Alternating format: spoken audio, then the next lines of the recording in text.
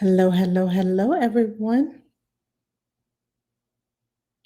How is everyone doing this evening? I apologize for my tardiness. I was helping a colleague with a business plan, but I'm here. So, everybody tap in and come on in. Hello, hello, hello.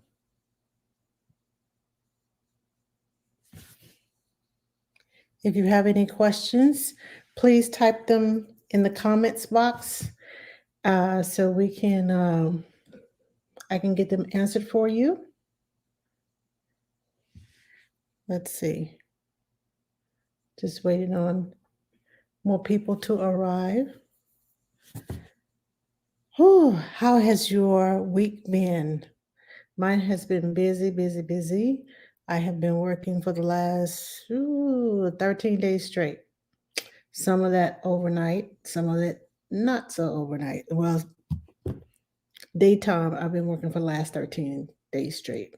Nighttime for about 8 of those days. Tomorrow is my last day. It's my Friday, and I'll be off for the weekend. So come on in and type in your questions.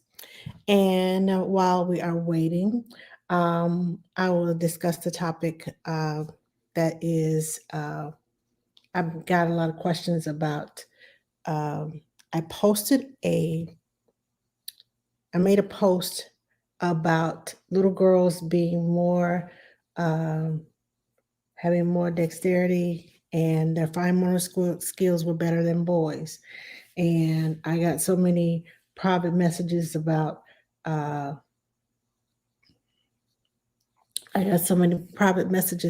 that. Hold on, I have a question. Your local Chaz, how do you calm down a newborn baby? Okay, so newborns go through this thing called the witching hour, and um, what I try to do is walk with them, talk to them in a soothing voice. Music works sometimes. Bounce on the yoga ball.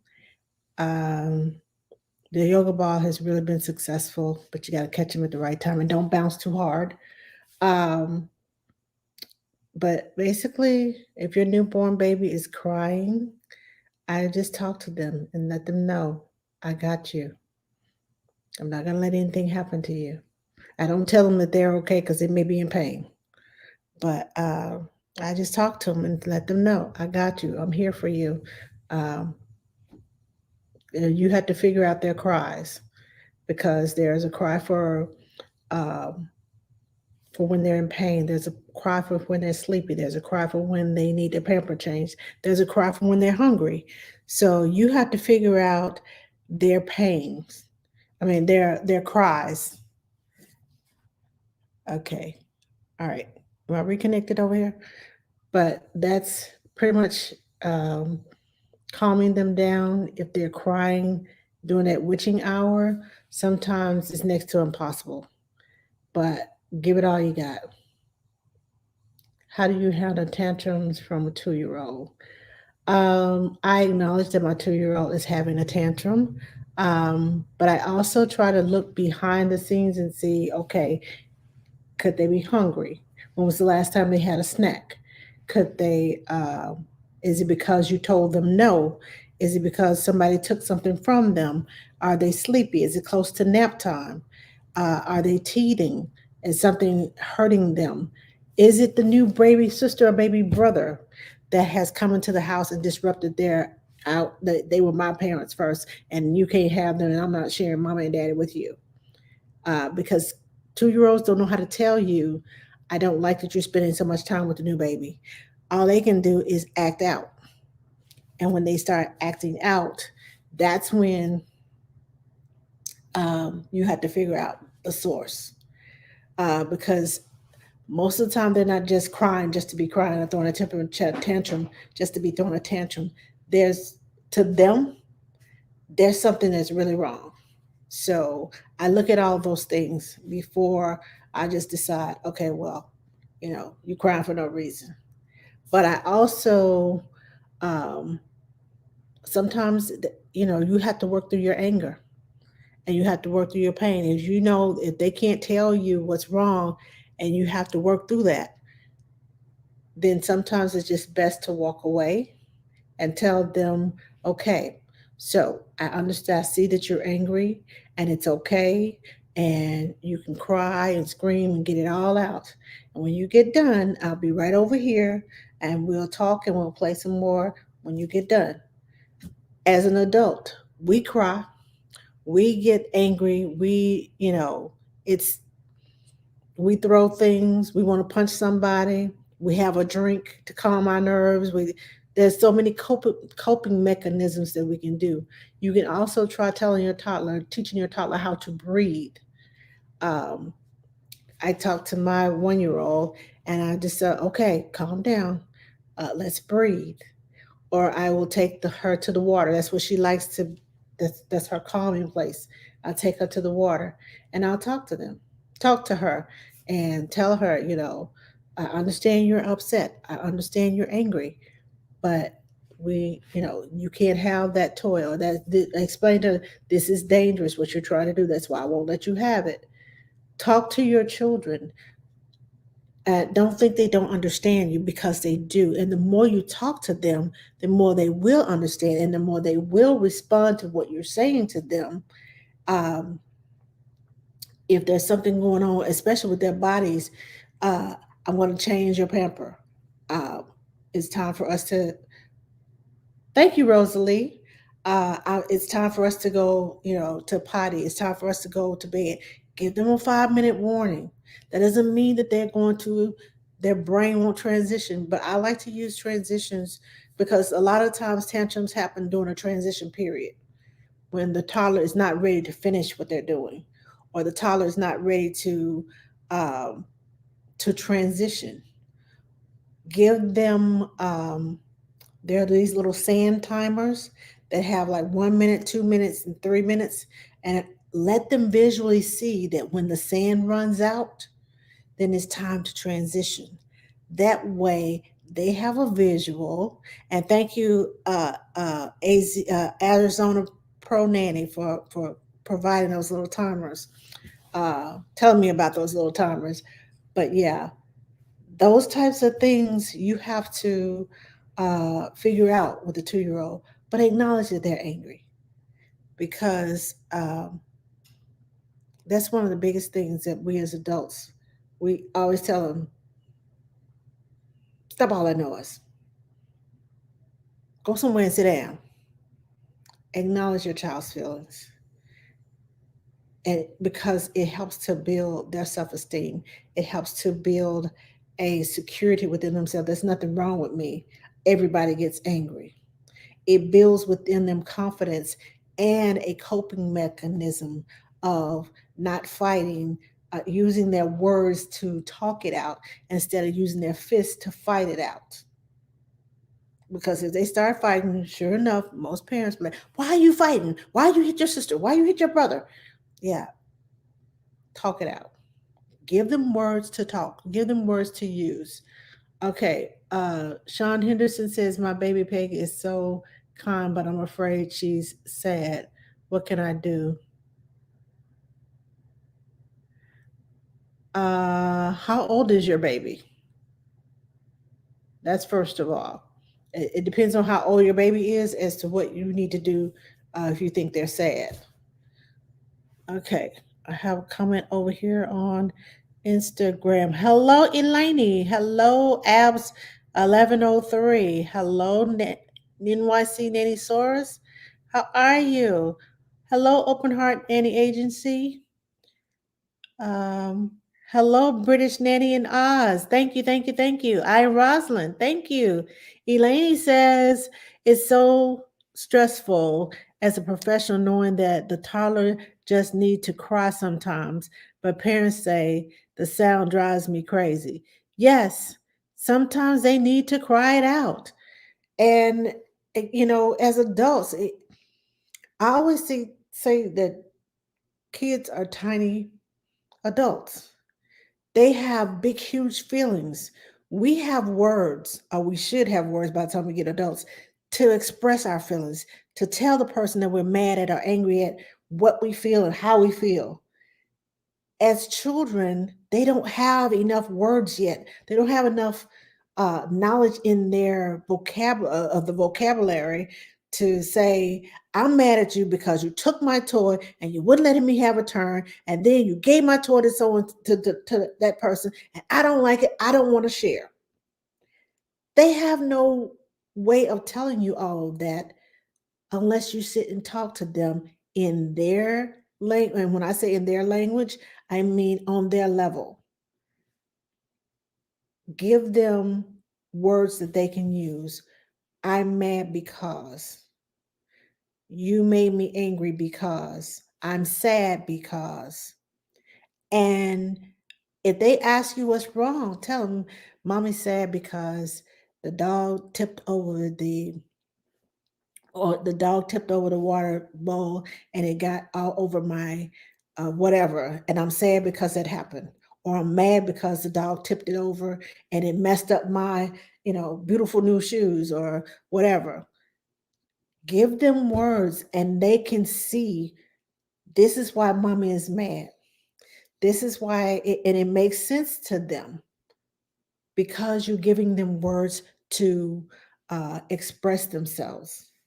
Let me see. I have some more. Hello, Marissa. How are you? Probably an okay, mom. Thank you for joining me. Hello, Mrs. Anderson. Uh, Yari, 1985. Hi, how are you? I haven't seen you in a while. Uh, your child may be stressed. Okay. Yari says, "My 11-month-old throws back and bangs his head on his high chair, even when not mad. Is that normal?" Yes. Um, some kids, when they just do things, and it's mainly testing the boundaries, see what's going to happen, cause and effect. Right now I'm going through, my 13-month-old is licking everything. She comes and she will lick my hand. She goes, and I know it's because she's imitating the dog. Her dog is her best friend, and the dog licks everything. When he's happy and when she's happy, the dog licks and the dog licks and the dog licks. So that's what she's imitating.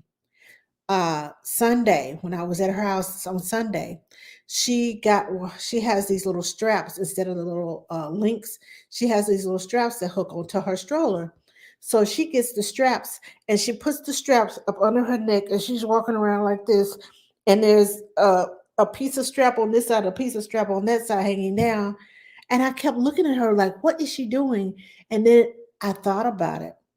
It's a leash. The dog goes out on a leash and the leash goes around the dog's neck. It took me a while to figure out, oh, she's imitating the leash around the neck because she's holding her head down to hold it in place.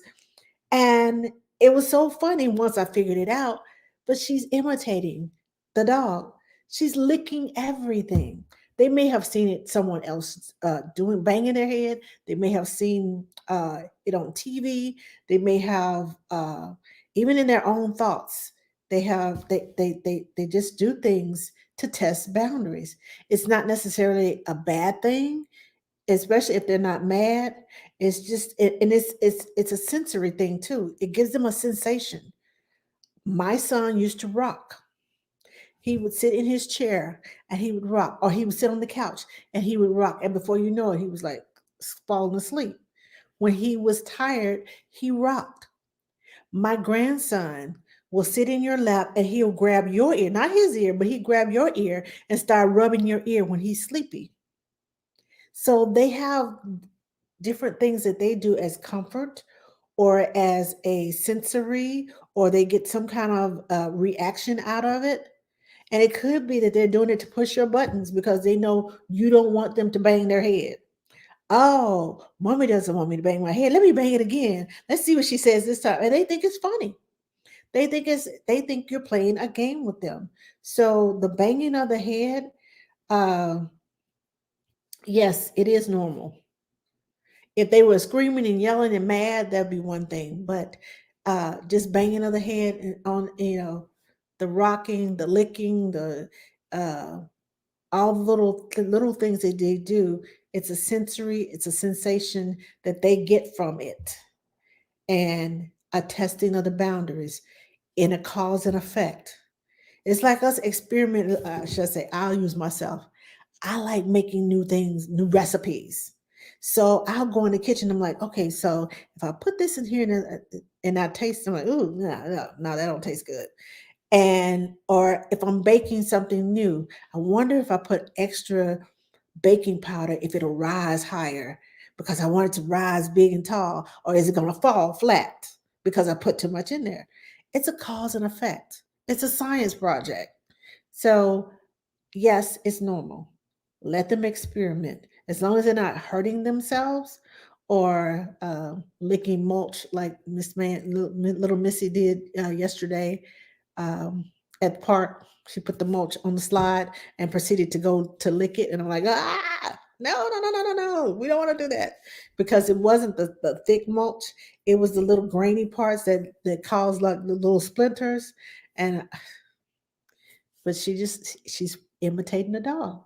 She's imitating what she sees, and she doesn't. There's nothing wrong with her imitating the dog.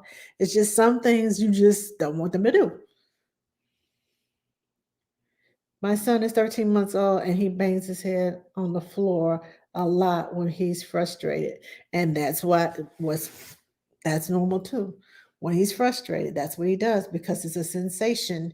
Uh, a comfort. Sometimes it's a comforting sensation. Sometimes it's to push your buttons because he knows you don't want him to bang his head.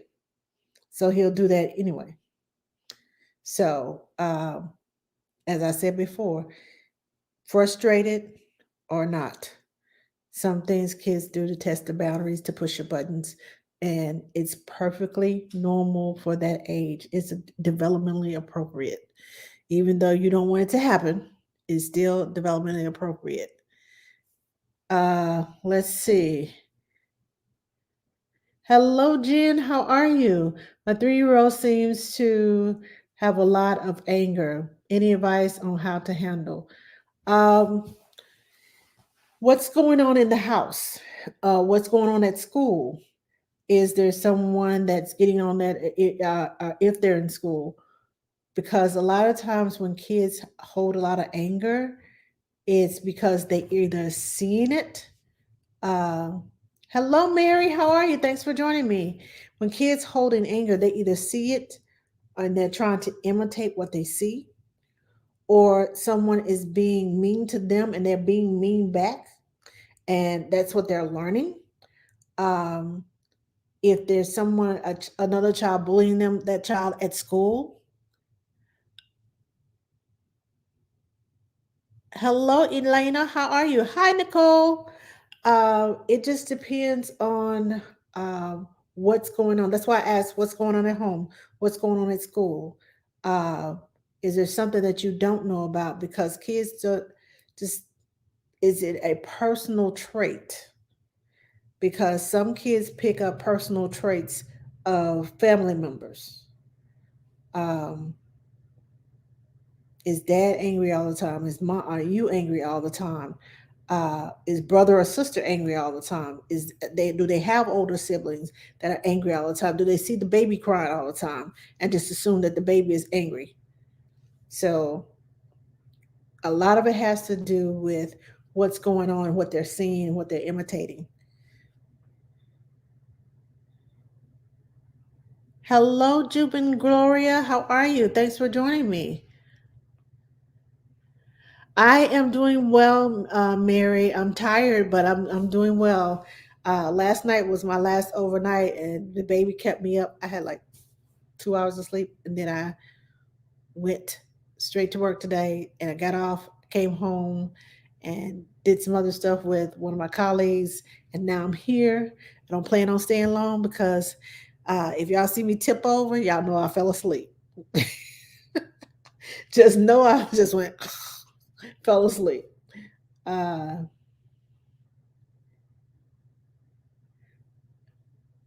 let's see. Hold on, I got some more questions. Marissa said they are little people. Yes, they are little people. Um, he does. You know what he's going to the pediatrician tomorrow to get it, check it out. But I hate this formula shortage going on. Ah, hold on, Ashley. I think I missed something.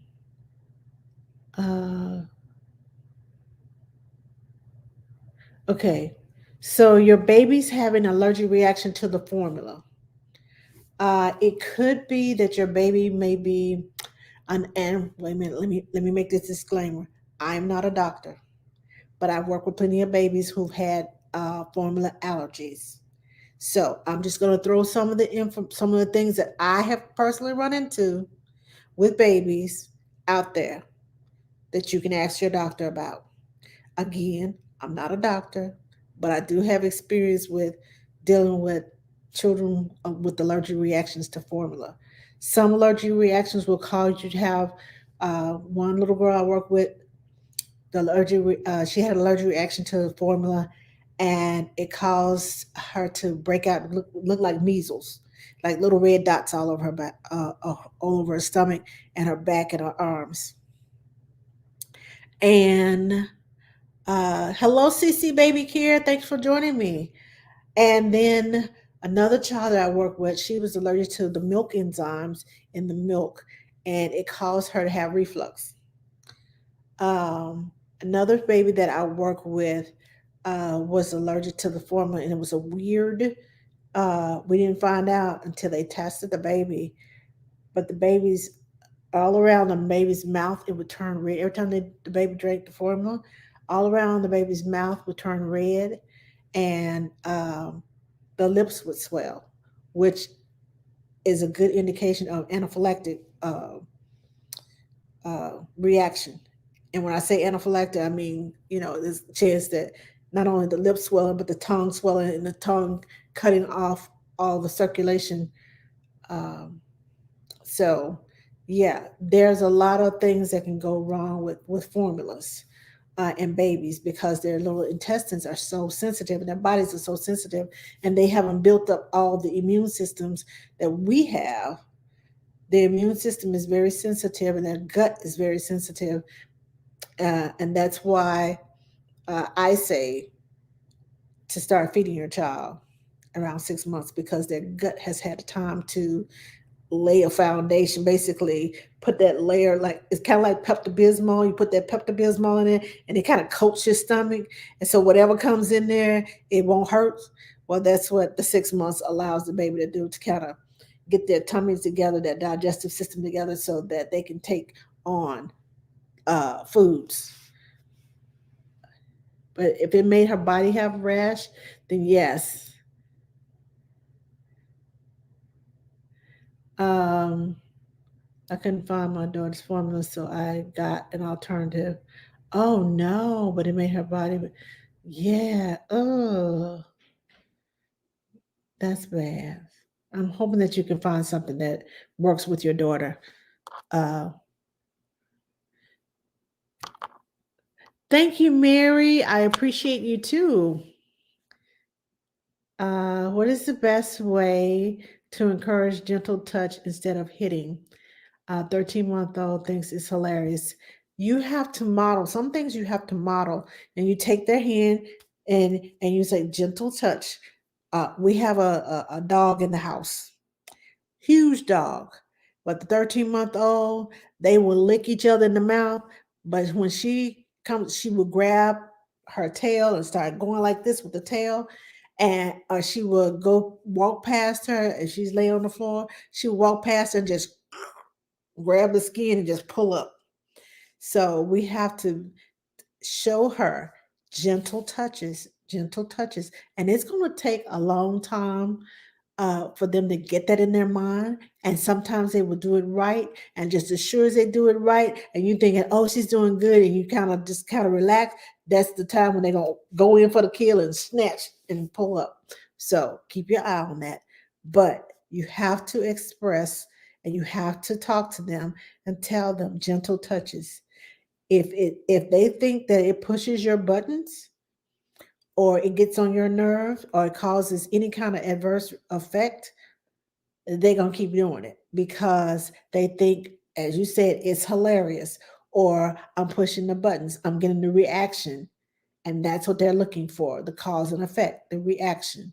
And if it gets on your nerves, it's like uh, you tell a teenager no, and you tell them, stay away from that boy, stay away from that's just like saying, go right on into his arms, go right on and do what you want to do with him because you're so adamant about them staying away from that person. Toddlers are the same way. Don't do that. Don't let that. You might as well tell them yes. Go right ahead on. It's okay to do that because they know it's getting on your nerves or it's pushing your buttons. Let's see. I just moved, but I am back to watching every week. Thank you for the great info. You're welcome, Yari. I'm glad. I hope your move went well, and I thank and welcome back. Probably an okay, Mom. I'm so glad I ran across your page last week. I am loving it. Thank you. Thank you. I'm so glad you're loving it. Uh, I can't find her formula nowhere. I've driven 4 hours away, but no luck. What should I do? Have you tried online? Have you tried looking for it online? You might be able to order the formula online. It may cost you a little more, but driving 4 hours one way, that's a lot, and time is money. So you might want to try looking online to see if they have it online, or ask your pediatrician, is there an alternative, a better alternative than what you found to your child's formula? Stay at home mom, his dad does have anger issues. Okay. Then that may be where your child is getting the anger issues from by watching what dad does. If dad gets angry and shouts at the TV or shouts at the dog or whatever is in front of them, then they may not actually be angry. They understand the concept of anger, but they may not, your child may not actually be angry, but just imitating. And some, you know how kids do things to make you proud. Are you proud of me, mommy? Are you, look what I did, mommy. Are you proud of me? Oh, I'm so happy you did this. He may be trying to get daddy's attention by acting and emulating what daddy's doing. How can I help curb it or express it in a healthy way? Um,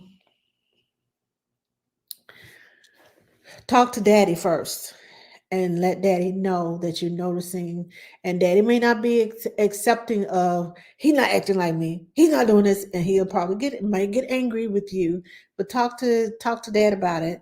And uh if he dad has anger issues, talk to dad about it and ask him to try to curb his anger so that the 3-year-old sees a different behavior from daddy other than anger.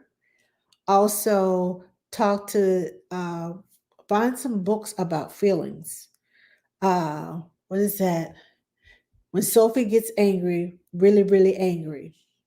There's a book called When Sophie Gets Angry. I love, love, love that book.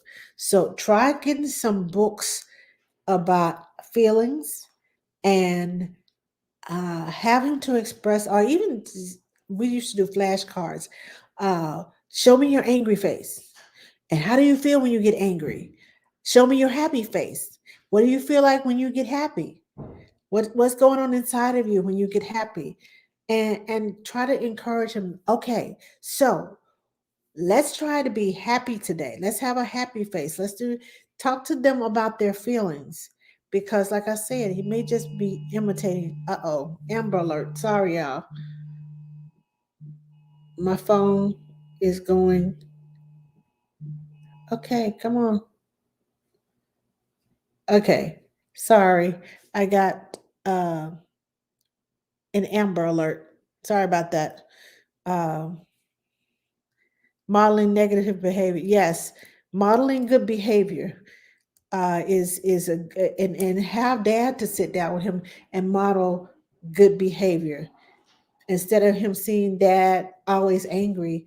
Let him see dad smiling and see dad doing happy things, and so that he can remodel his behavior and be more happy like daddy instead of being angry like daddy. So uh, that will probably help some too. And your behavior, like I said, talk to him about his anger. Talk to him about his about feelings. Get some books. Kids love seeing other kids in books or other kids around them and how they react. So try doing that too. Let's see. Yes, British Nanny and Oz says modeling negative behavior. Yes, I'm breaking up. Okay, I know I just had um, an Amber Alert, and it just threw everything off. Am I breaking up? Okay, it didn't come across on my computer, but it did come across on my phones. Hold on, I have a.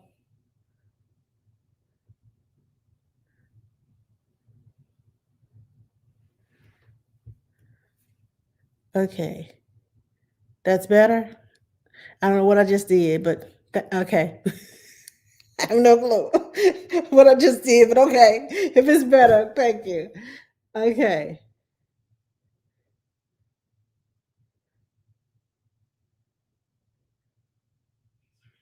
I've tried ordering online, but everything is being backed up due to snowstorm.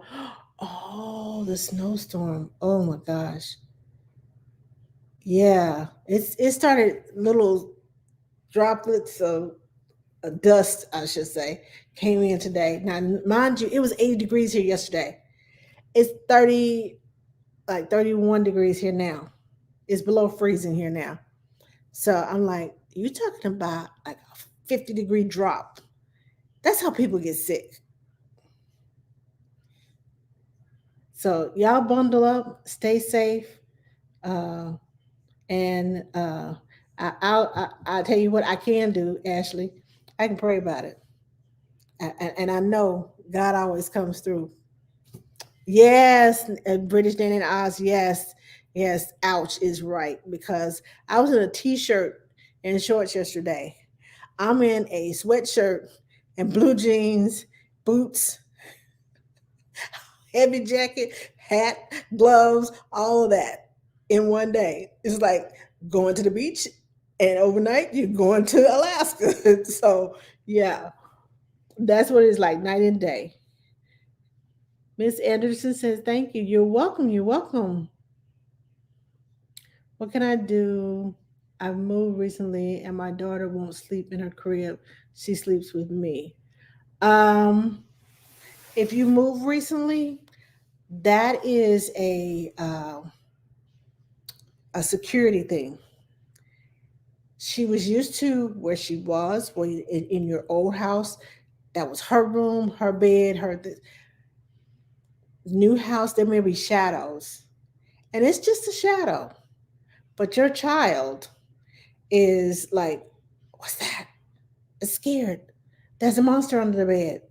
Um, Reassure her that everything's okay. Even if you have to get a pallet and go and I've had to do this before, get a pallet and go and sleep in the room. See, mommy's sleeping in here and there's nothing going on. There's nothing wrong. And show them everything's okay. I had a child that believed that monsters was under the bed because of a video that they watched. So we went and I went and got a spray bottle and we made some monster spray. And at night, um, I would leave just a tiniest bit of water. It basically was water. Um, and I had a little watercolor, not watercolor, but what was that? The, the soap was a purple color. So I put a little bit of soap in there and I put a lot of water in there, and I watered it down so it had just a little bit of color. Okay, this is monster spray. So at night, if the monsters come, you spray the monsters, they go away. And that's what it took to get her to sleep in her bed. She had her little squirt bottle of monster spray. And I say leave a little, I mean leave the tiniest bit, or else you were going in the next morning and everything is wet. Stuff that you don't want wet is wet. Leave just a little bit so they can squirt it out. Done. But those some of those things, because you have moved, is hard on children. For you, you adjust well.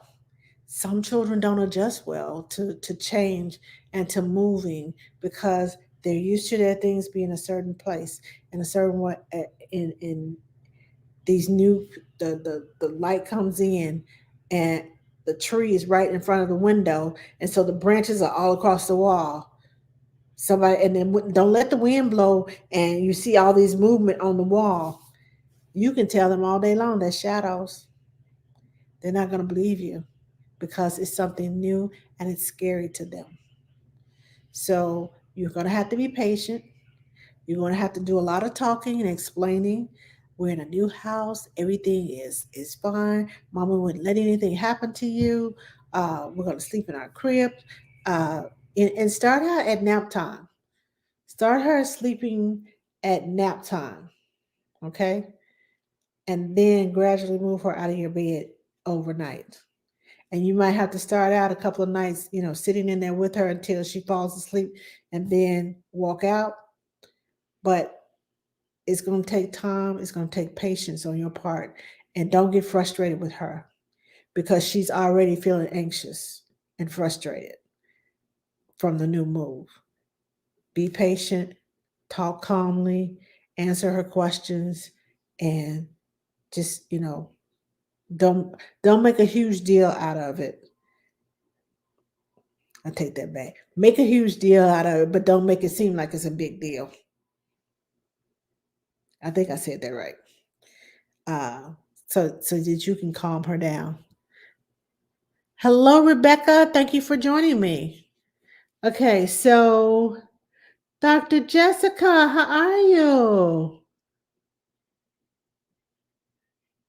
Okay, Ari, I missed something. Hold on, let me scroll down to see if I see they will be two next week, but I don't see. I missed something, Ari Tay.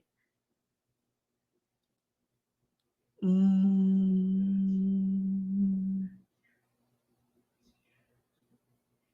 all I see is there will be two next week. Did you ask a question?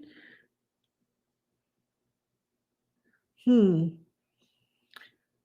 If you're still here, Arite, please ask your question again so I will know because all I see is they will be two next week, and I'm not sure what came before that. Thank you, Kaylin, for following me. Ashley, try some mom groups on Facebook. Okay.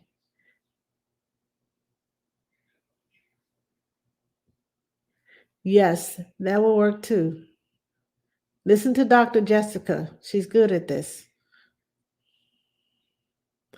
My 16-month-old throws everything at me, at our dogs, at anything. What do I do? Thank you for the roses, Yari. 16-month-old throwing things is kind of normal, but talk to them and tell them why you don't want them to throw things at yourself, at you and the dog, and at everything else. Um, and redirect them. Throwing is just I'll take them outside. Get a ball. Go outside. Give them the opportunities to throw in the proper way and show them, okay, it's okay for you to throw the ball outside. It's okay for you to kick the ball. It's okay for you to throw the snow, throw the leaves, throw whatever, and the place that you can throw things. And then when they're inside, When they start throwing things, okay, this is not okay for us to throw. We can go outside and we can throw a ball. We can go outside, we can throw a frisbee. Keep talking to your children.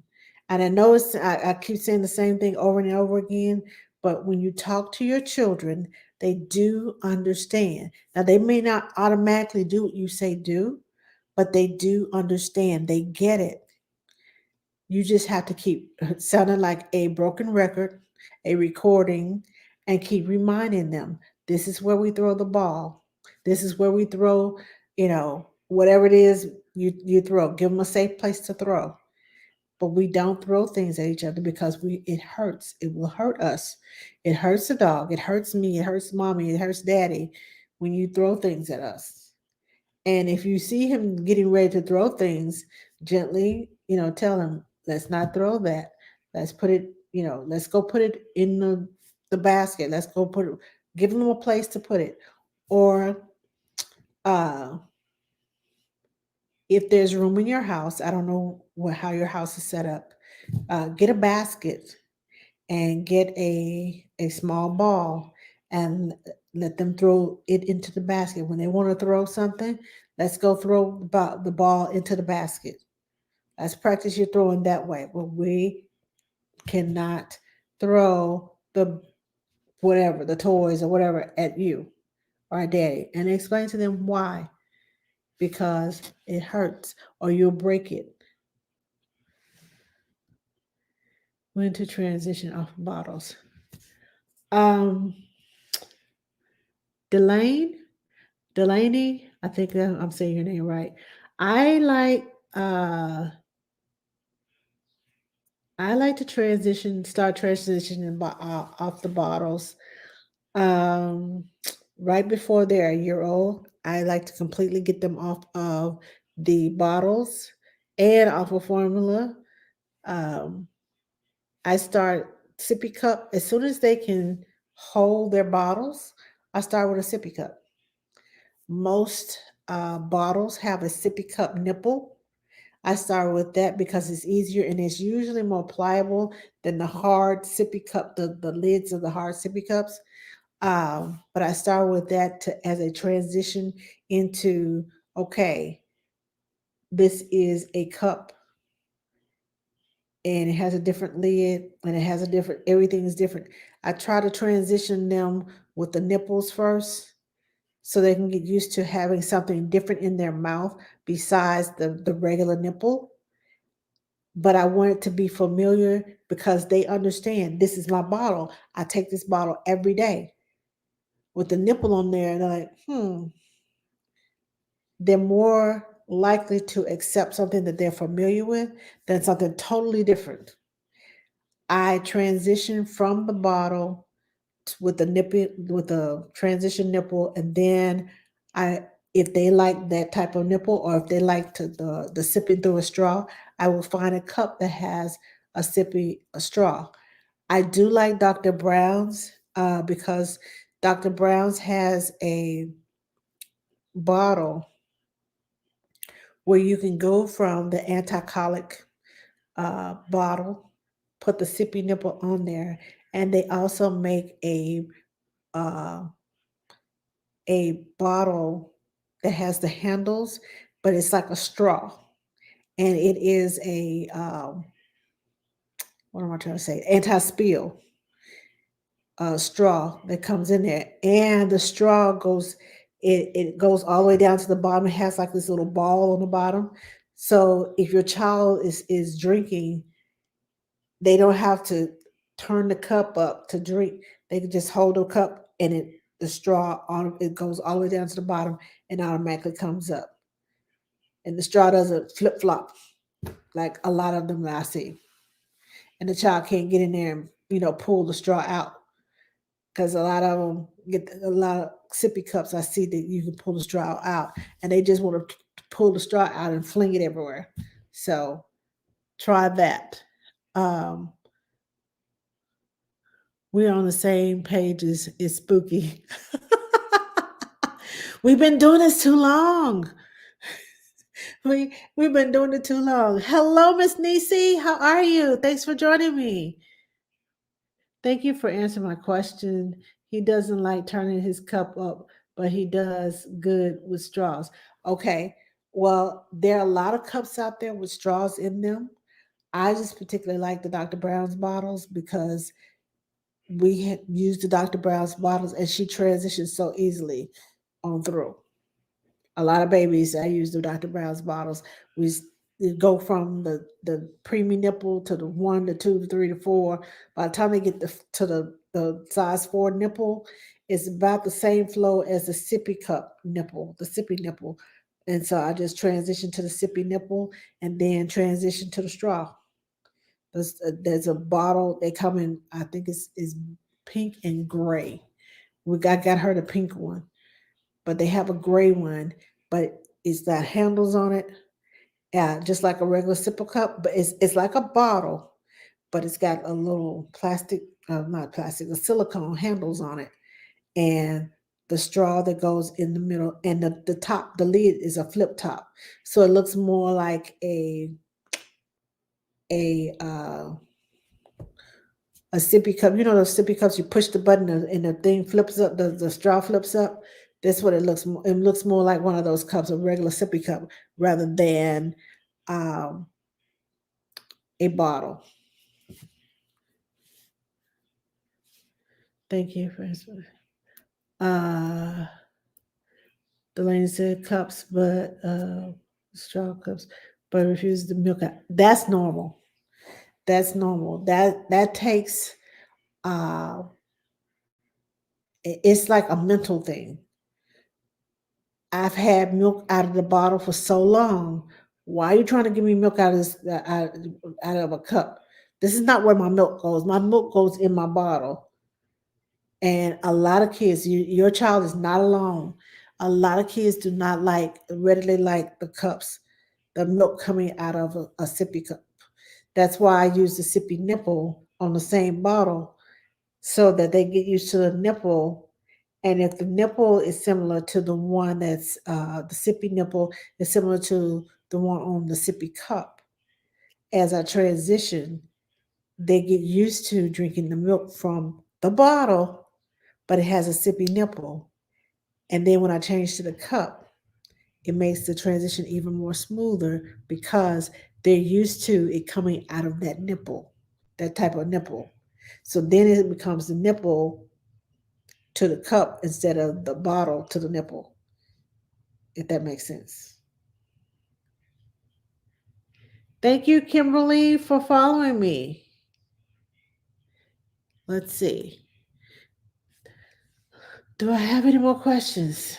I don't see any more. Oh, one new. Okay. Thank you for the flowers, J Dub. I appreciate it. Okay. They will be two next week. Okay, Ari. I see your. I'm not sure what you're asking me. I see you saying they will be two next week, but I'm not sure what you're asking me about. Hmm.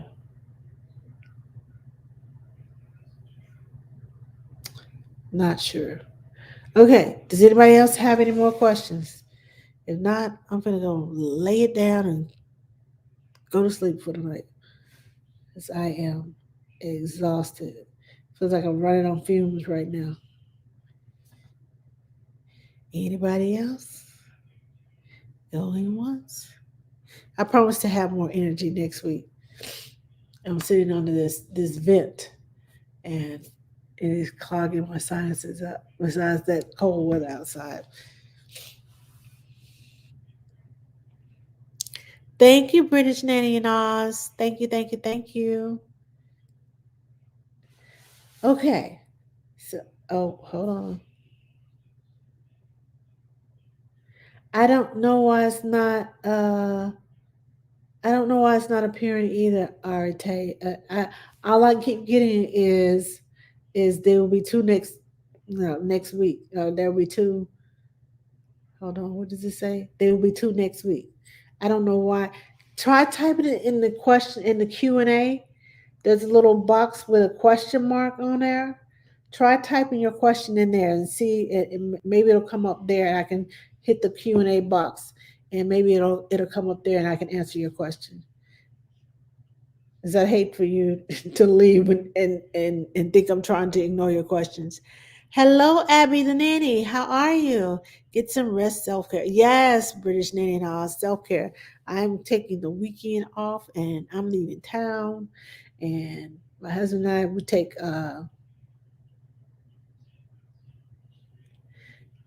we're taking going to San Antonio this weekend. Yes, hello, Meeches. Yes, I do sell jam. I do still sell my jam. Um, as a matter of fact, I'm getting ready to come out with a subscription box, and I'm going to have a name that jam next Friday. I'm creating a summer hot box. If you all don't know about This Jam Good, I own a company called This Jam Good.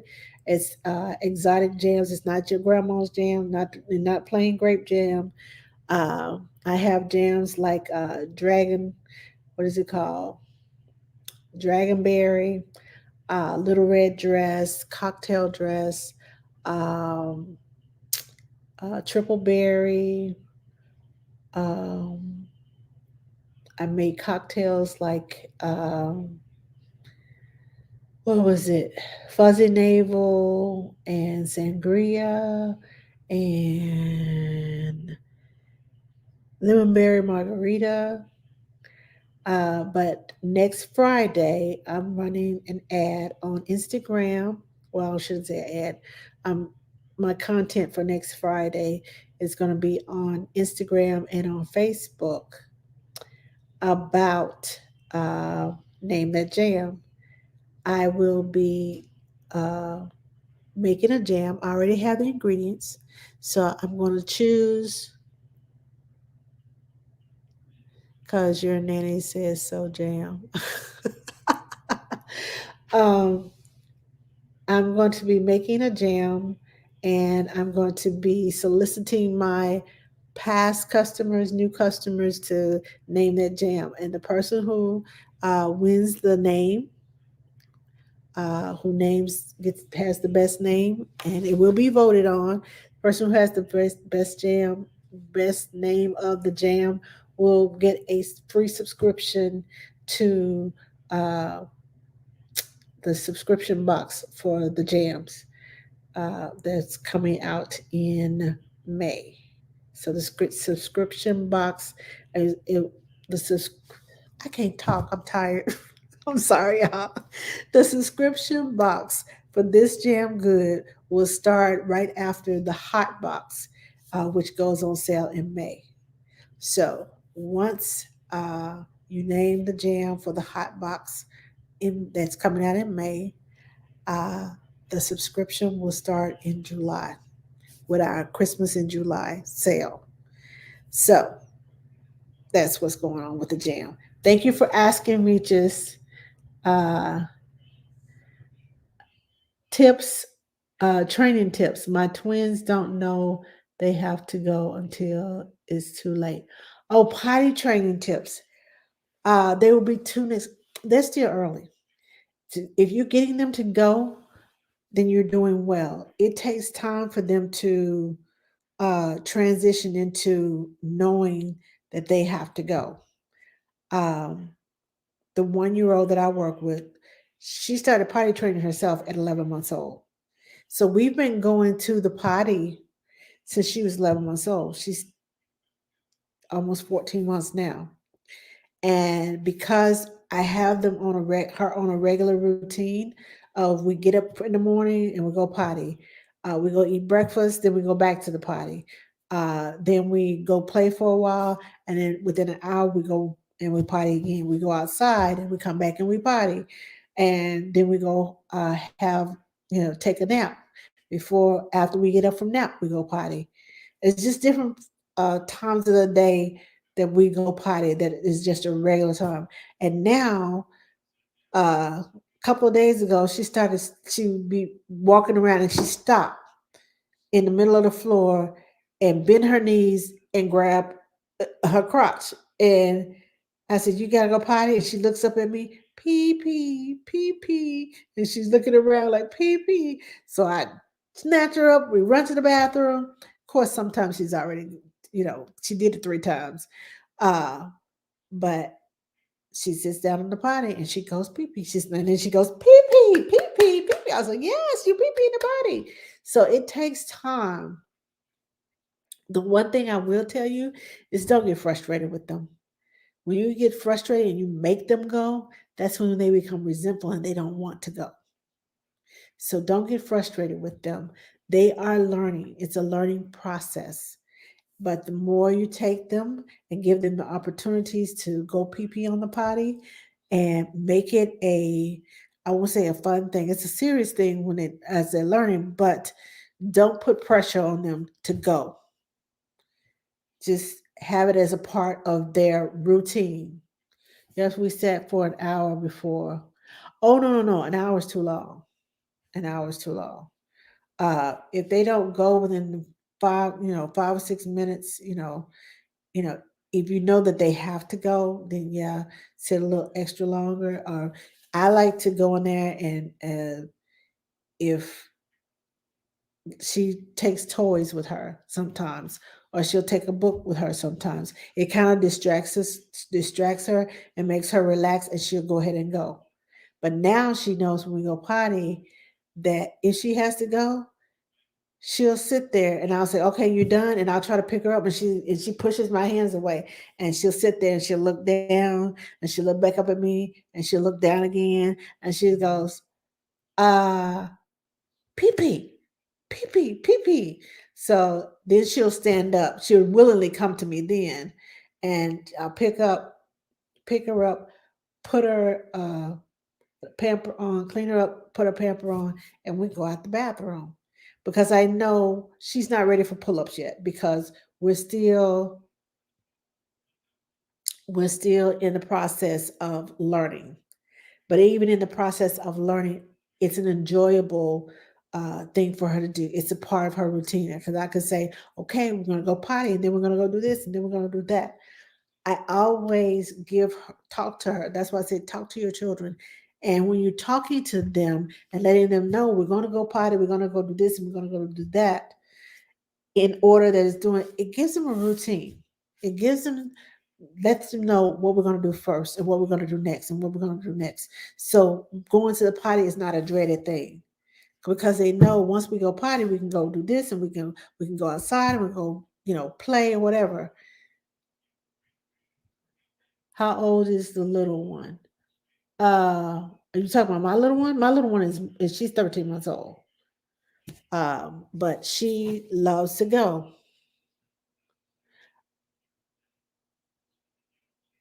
Thank you, British nanny.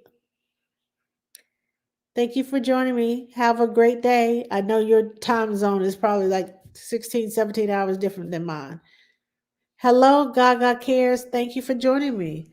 Uh, let's see. Hi, 555 miles per hour, a triplet story. I imagine you are going 555 miles an hour with triplets. Hey, I love you. Just found you recently. Hey, I'm glad you found me. Stay for a while. How old is little one? What helps you stay so calm? Practice. Brooke, practice. Practice, practice, practice. I have a calm demeanor. I used to be very passive aggressive, so I didn't let stuff. It would just build up and build up and build up, and now I was all.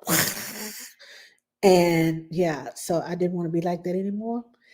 And so I learned how to say no.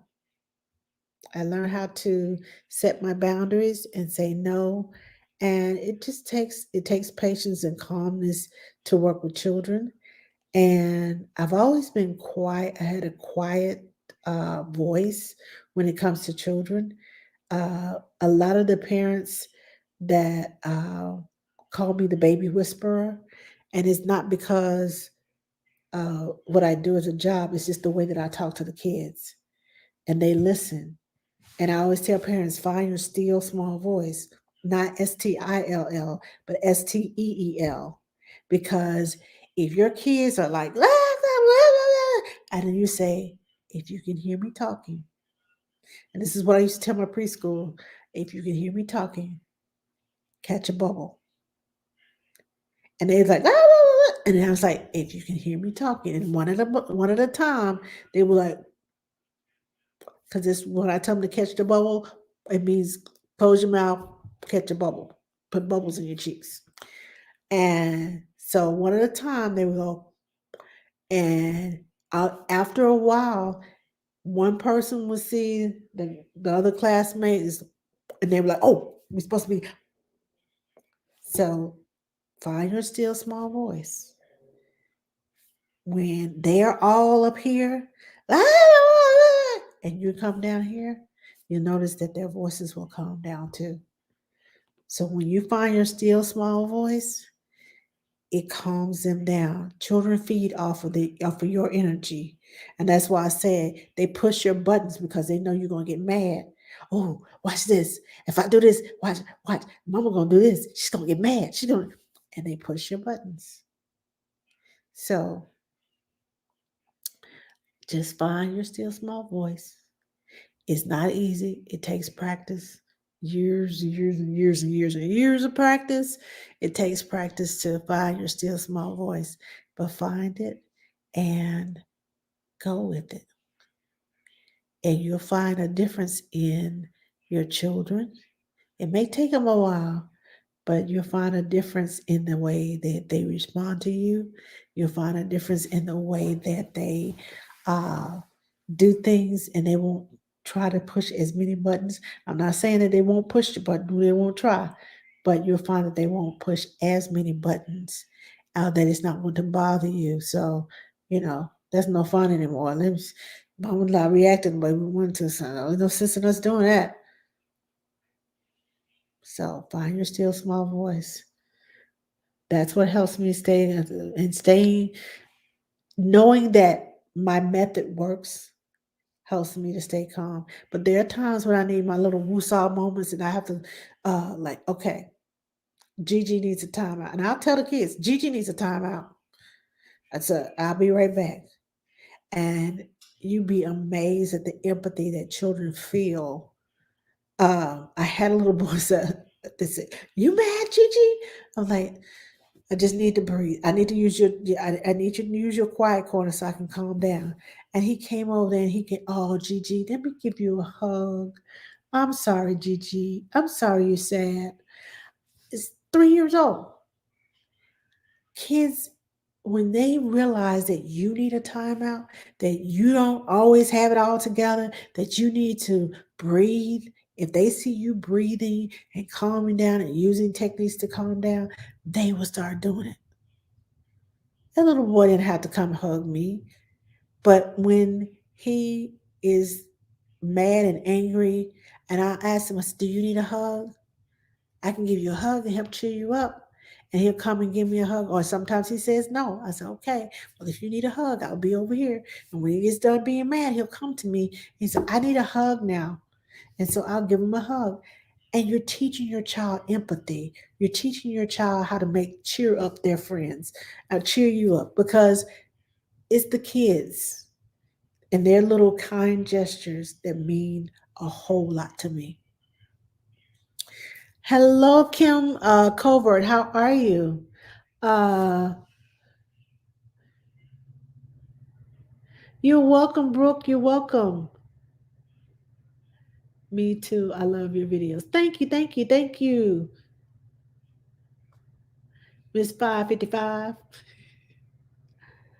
I need you to teach my husband because Lord knows he won't listen to me. It's always the ones that closest to us. Yeah, it's somebody else. You're right. Somebody else can tell them the same thing that you've been telling them all this time. It's like, why did you all of a sudden listen to them and you won't listen to me?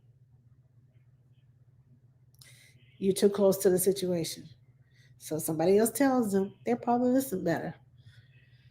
I'm a speech language pathologist. I wanted to do that.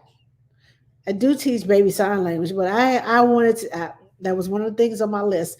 But I got into working with kids, and yeah, I never kind of went down that road. But that was on my list of things to do as a career. Work with kids with special needs. I do too. I work with special needs kids. I have a. I'm certified in special education.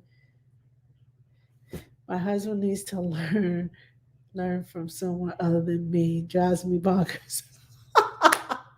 Yes, yes, I'm there with you a lot of the time because I can tell my husband some things, and some most of the time he listens, but the one thing, the couple of things I'm like really trying to drive home to him, and he's like, uh-huh, yeah, right, and let somebody else tell him.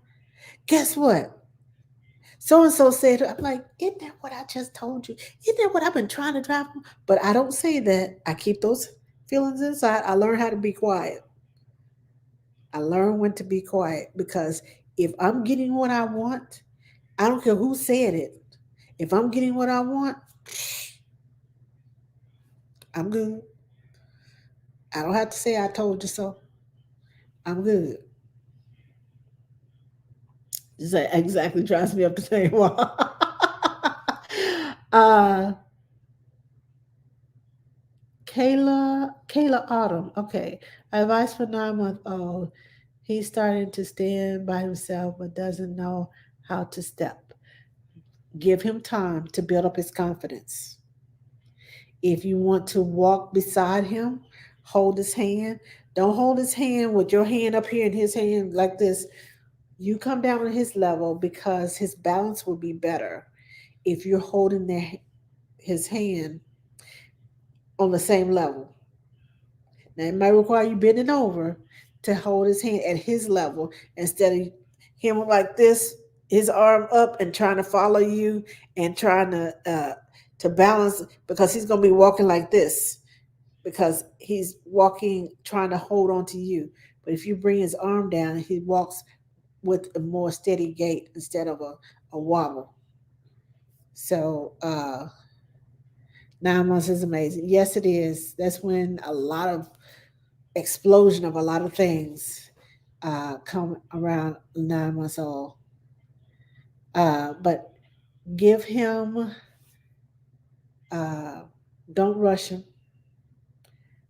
Give him time to cruise around the furniture because they feel most confident, and you'll see them when they build up their confidence. You'll see them standing up on their own, and you'll see them take a step, and they don't even realize they stepped until they start, just going.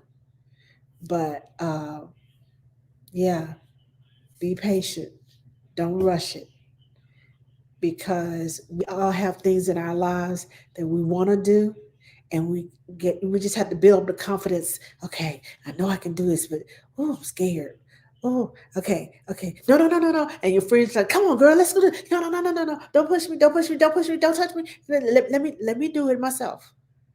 That your baby is the same way. Don't push them, don't rush them, trying to get them to let them do it at their own pace. That way they become more confident. It's their decision and not yours. They become more confident in what they're doing instead of relying on your confidence. Mama said I can do it, so let me go. And then they fall on their face. My oldest son started walking at 7 months. And I was like, say, what?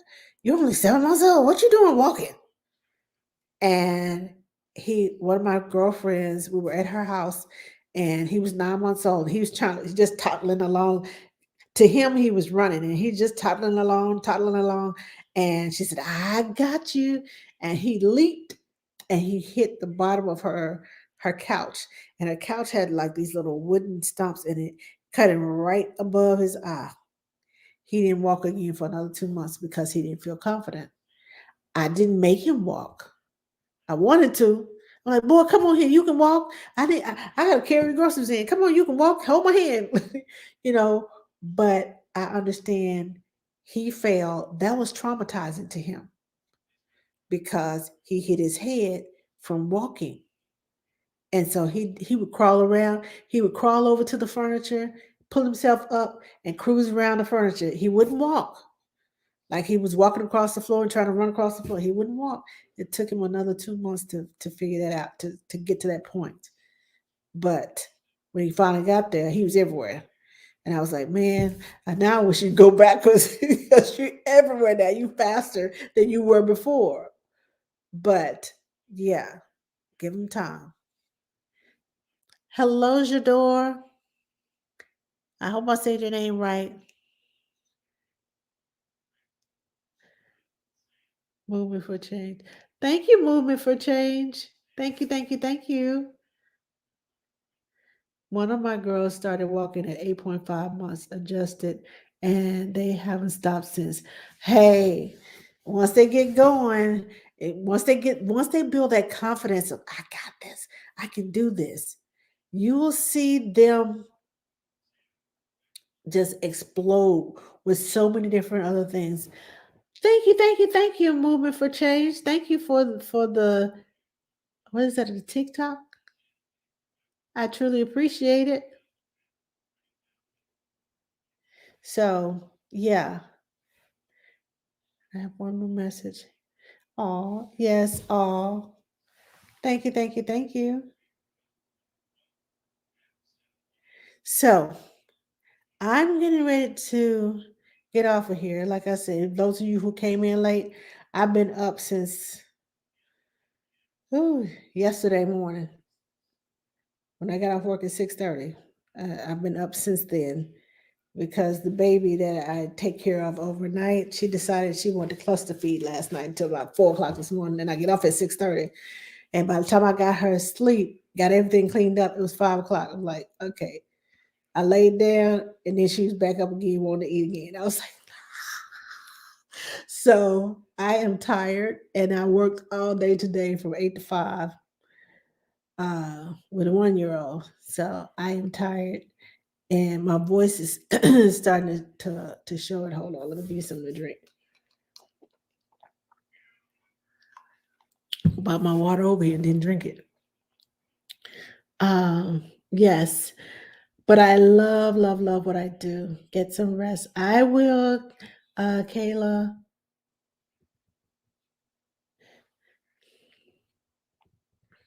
So glad I was able to chat for a moment. Yes, me too, because that's hard to do with triplets. I'm here to tell you, I have taken care of almost 40 sets of twins. I don't know how you do it. I know twins is my limit. Triplets, God did not bless me with them. Thank you, Jesus. Although I did have 3 boys under the age of 5. So that was my triplet set, and they were enough. So I thank you all for joining me, and thank you for the gifts. Um, thank you, thank you, thank you for the gifts. I really appreciate it. Uh, hi, Chris. Is it Chris? Christina? Okay, I think it's Christina.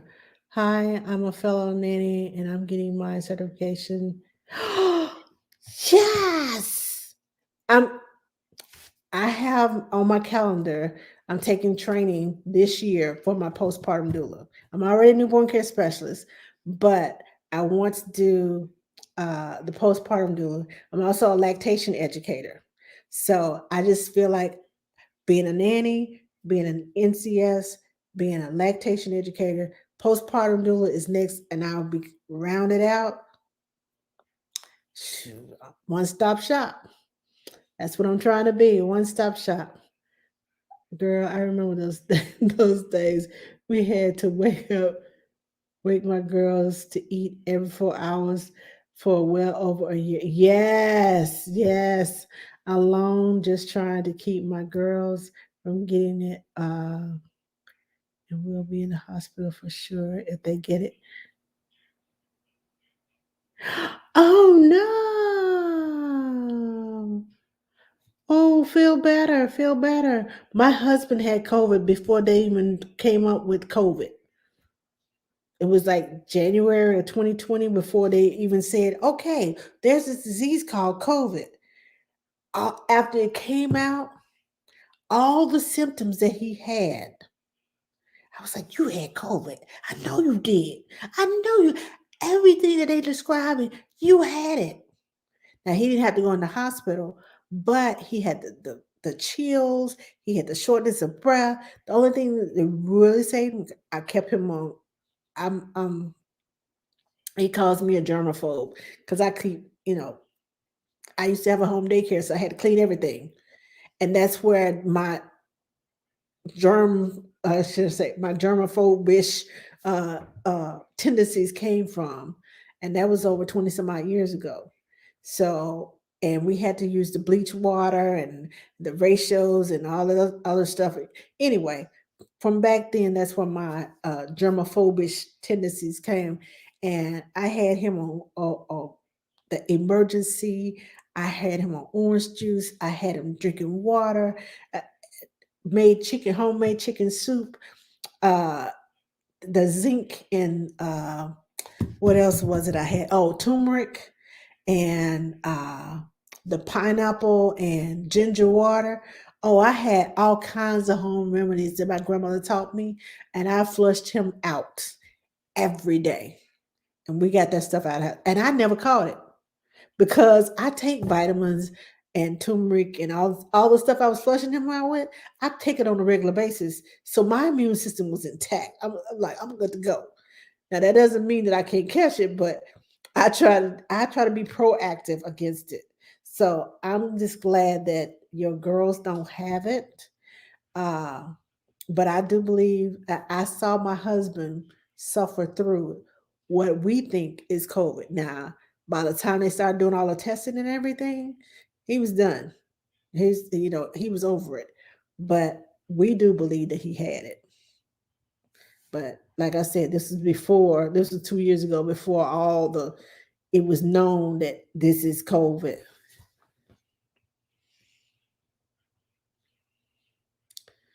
I'm so sorry. Man, I nursed my girls until they quit on me at 10 months, and it broke my heart. Oh, yeah. I tried to nurse mine, but my oldest, I couldn't keep up. I couldn't. I dried up because I couldn't keep up. And I ended up having to supplement him, and he was a greedy baby, and that the cluster feeding. Oh, Jesus, I couldn't keep up. Uh, Nunu says, "You go, girl." Hayes was impatient in December. P was in the PICU in June, and I just can't even imagine if they get this. No, no, no, no, no. You don't want them to have this. It's so hard hearing your babies cry for you and not being able to go to them. Ooh, you're gonna make me cry. I know. I feel you. I feel you. I had something attached to me, to my 24/7 baby pumps. With triplets, I'm sure you did. I'm sure you did. Okay, ladies and gentlemen, boys and girls. I like I'm in my story time now. I'm getting ready to go to bed and get some rest. I feel myself going wah wah wah wah, and before I fall over out of this chair. Thank you all again for joining me.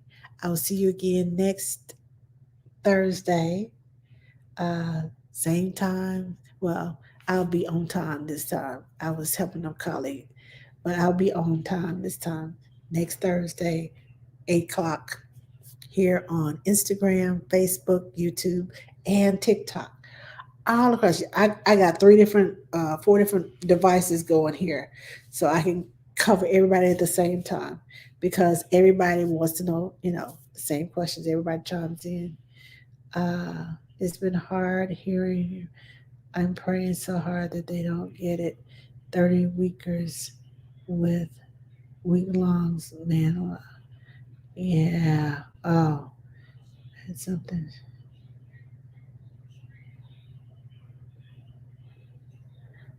Well, I'll be praying for you to get better. And Ashley, I'm praying for you in that formula that you find something that your baby can drink and it won't make her sick or break out in a rash or have an allergic reaction to. And wherever it's coming from, we're going to call it forth to you and your baby so that your baby can have plenty to drink. And if you can, order in bulk and order some this week and order some next week so that you will have enough when they get backed up and you'll have enough for her to drink. Um, but anyway, thank you all, and I will see you all next week. I'm losing my gusto. I'm slowly going downhill. This is not my still small voice. This is my I'm so tired voice. So I will see you all next week, and thank you all for joining me. I really appreciate it. And see you later. Let's see. Okay.